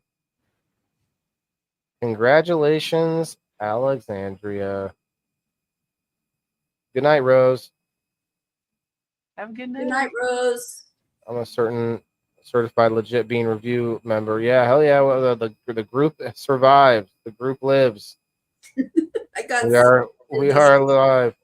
For posting. They thought my my giveaway posts for beans were edible packages of edibles. Is what they got taken down for. I'm still on restriction. They haven't lifted my restriction. How did you find that out? I have a video taken down. It was like, here's why. If you click on the, it doesn't show me. There's a thing in there that if you click on it, it'll tell you why. I tried it. It just was like, yes, gave me generic, like, community standards or whatever. I think it will tell you sometimes. I'm not. That if you go deep enough into it, and I had to go through it because it fucking wouldn't let me into my profile until I went through each and every one of the restrictions. I got 3 of them, and I had to go through each and every one of them, and I had to click all the little arrows, and it was in those arrows that it told me. It was annoying. I definitely looked for that, and it wouldn't show me, but I'll have to check next time, because I have a video that I did do a review on it, and their AI reviewed it and could not change their decision.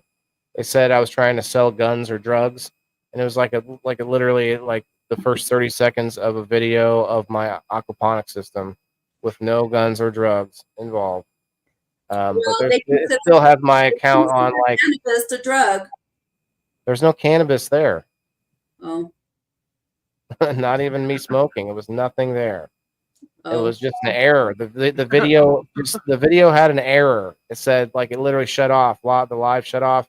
It didn't just shut off right away. It put an error on the screen, and I started the live again and went about my day.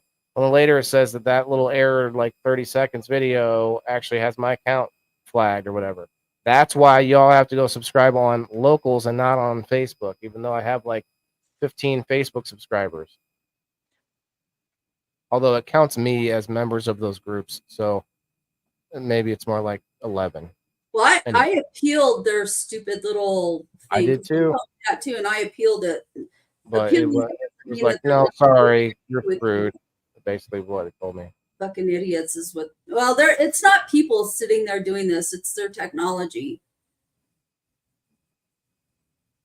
Ron says I had a sesh taken down for nudity.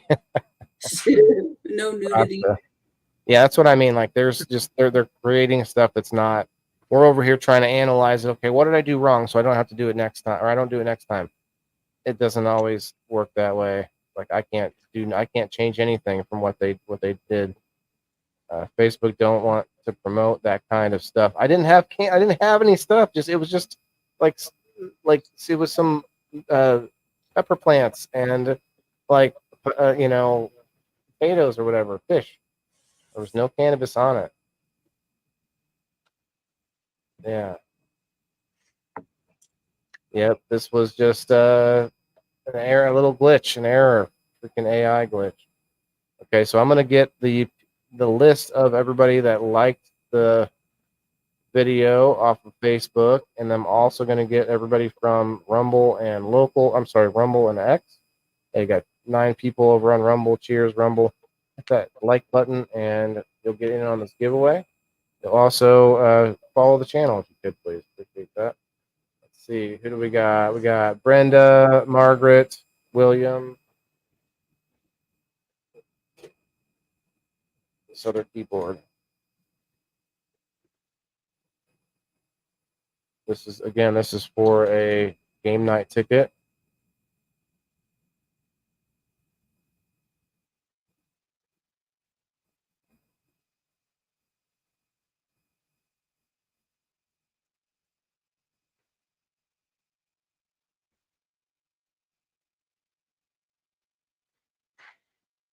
Yeah, we all I think we all wear masks in some degree, but I think it's important just to try to be realistic with ourselves, even if you're putting on some sort of a facade for other people. Like, hopefully, you still know who you are. You know. I'm a little worried because they say that I can't create live videos until October 18th. That So I seems don't a know if little they're going to excessive. prevent me from doing my live on Saturday on this account. I might have to use my other account. That does seem a little excessive. Well, you can. Well, no, that won't hurt you. Oh, you're live on it now. Yeah, but I don't know. I don't know if it's going to be different, like me going because I'm on your live. Yeah, but it's still counting as you're live right now. Like this video will be on your page when we're done as your video. Yeah. So I think StreamYard might give you a way around it. We'll see. Okay, so who do we got? Well, the thing too is that it's groups. I think it's related to groups, and this isn't right. like GrowFam TV is a page, not a group, and I think it's different.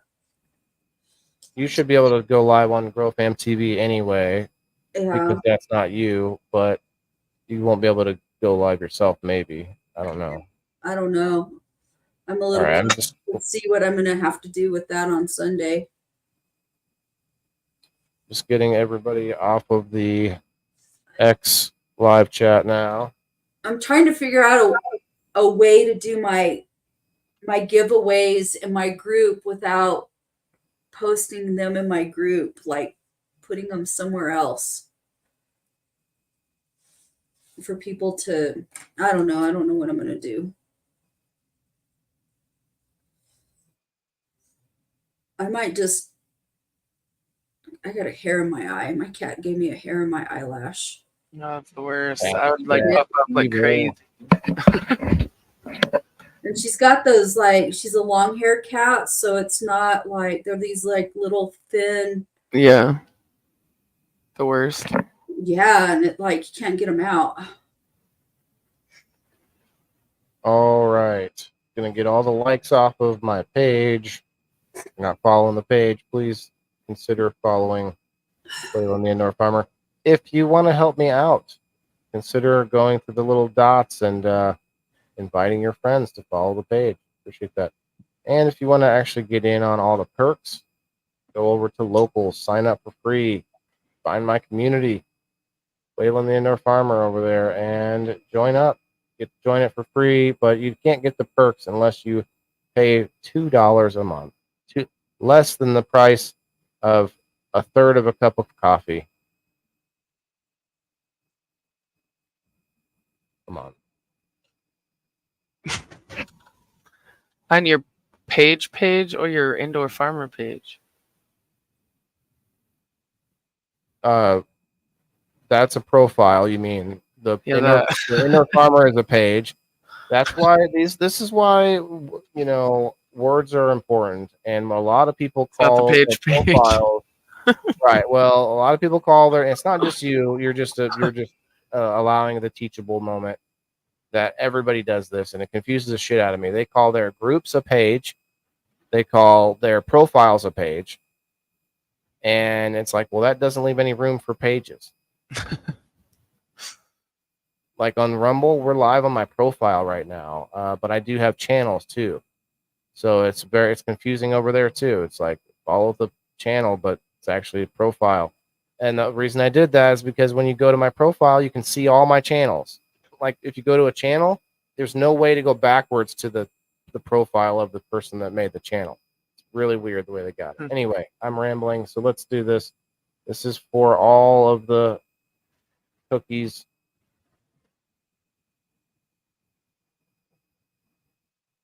congrats, Alex, for winning. I told her she needs to get in here and win more often.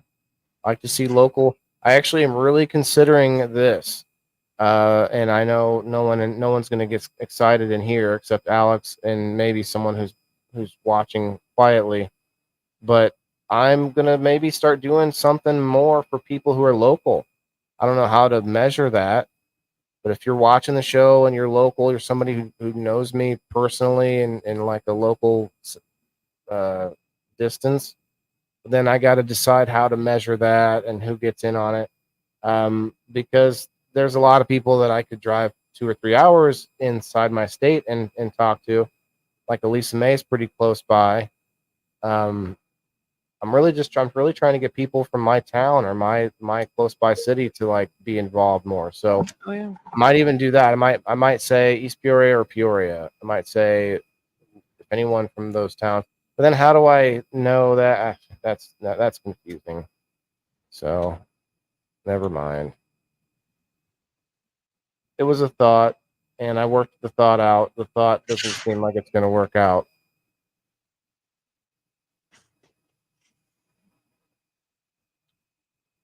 I do want to. Well, one thing is if you win the Drizzle Dad prize, he gives you $10 more if you come into his store locally. If you actually walk into his store, you get $10 more than what you won from game night. So, I mean, stuff like that, it makes it really much more worth it for people who are close enough to drive to the store. And that's one way of measuring it. Like if you're 3 hours away, you want to drive in for that $10, hey, you know. I want a pygmy hippo. My son calls us hippos. He's baby hippo. His mother is mama hippo, and I'm daddy hippo. That's funny. These pygmy hippos are cute. And I call him a baby, and he says, "I'm not a baby." I'm like, "Well, you call yourself a baby hippo? What do you mean?" No, it's just a cute thing that he's done for a long time, so he likes it. Are the pygmy hippos as mean as the big hippos? Is that like a tiny hippo? I don't think so. There was where I learned about pygmy hippos was there was a. Do you remember? Did you ever watch Beverly Hillbillies? Yeah, a couple times. Red Panther. There was Ted's a subscriber. Granny got her head put through the hedges into the neighbor's next yard, and they had a baby hippo in there, or a pygmy hippo in there, and she thought it was a big dog. She would take it to the state fair. So I don't think they're near as aggressive as what adult hippo. Yeah, those are some scary animals. Yeah, they are. You don't fuck with those. Right, right. You're gonna be dead. Chomped in half. Right.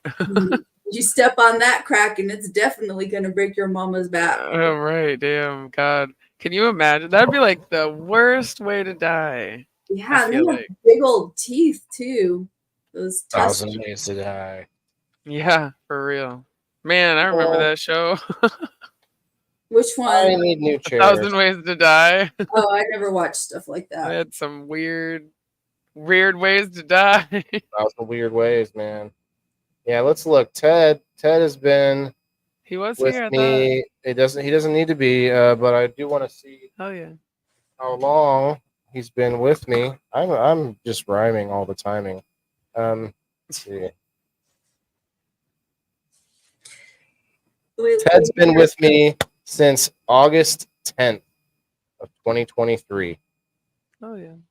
August 10th, man. That means Ted. That means you get 2 spots on the hat wheel just for how long you've been with me if you want a hat. I'm not sure if Ted wanted a hat or not. He might not be here now, but how long have I been with you?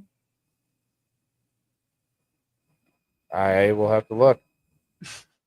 I see. I heard your hesitation. You're like, is there another way I could say this? The last second there. No, there's some other way I could put this with you. Hey, Ron, man, don't hesitate to come up sometime on People in the Box is always welcome. Always got more room. Everyone hates. Everyone must. And okay. Everyone thinks Kim and I stink because like no one wants to come up or until Smashley and Elisa May are the only two I think we see once, on once in a while. We did have one. We did an episode a couple weeks ago that had a bunch of people come up. That was good. Some of them do, some of them don't. Sometimes. Hey, sometimes you feel like a nut. Sometimes you don't. Kim, you've been with me since August 2nd of 2023. I was thinking it was probably pretty close to the same time. And it says you've had 14 charges, which doesn't, the math ain't mathing.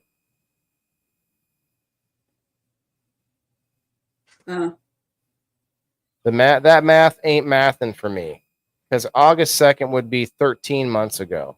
Yeah. If you paid August 2nd, then you paid September 2nd, that's 13, and you won't be paying for another 12 days or 13 days.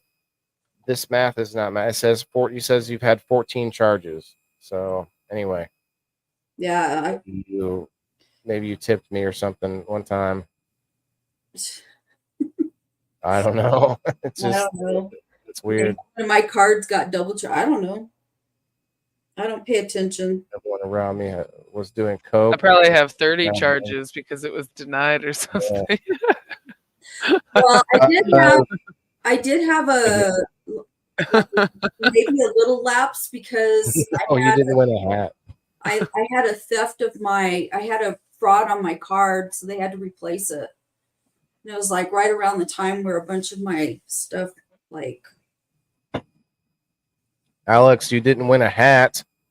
You won the choice between getting an extra spot on the wheel for a hat and giving one hat away per month. Just one. Otherwise, they're $40 if you're not a subscriber and $30 if you are a subscriber, at least for 1 month. You have to have been a subscriber already for a month, is what I mean. Don't just subscribe for a month and expect $30. I'm not trying to give a bunch of discounted hats to people who only jump in for $2 and then jump out. No one's breaking down my door for them either. I sold 7 hats. That's good. It's gonna take me a long time to give away 1 hat per month until the rest of them are gone. Let's see. It's gonna be another 2 years. I'll have hats to give away, 1 a month. I am taking him to the Keefe Canifest this weekend. So if you're local and you want to buy a hat, think about it. I'm going to get them signed by myself and people like such as the Soil King and other awesome acts and different musicians from the show while we're there at Keefe Canifest. So I might be able to have hats that have like all kinds of crazy signatures on them. And those aren't going to just be, those would be probably a little more than the normal price. Maybe not much more, They're already like not cheap hats because of the placard and stuff on them, like that. The way to get that, like it's sealed on there, like it's not coming off, and that's actually what I was worried about. I thought it would be something that was, if you bent the hat a little bit or anything, it would pop that thing off. So far, really good. Thanks, Justin. Want to go to a festival so bad, Brad says. Brad, what are you in Illinois? Try to get out to one. Yeah, we're gonna close up shop, guys. It's been an awesome show. Thank you all very much. Go check out these fine ladies on the screen.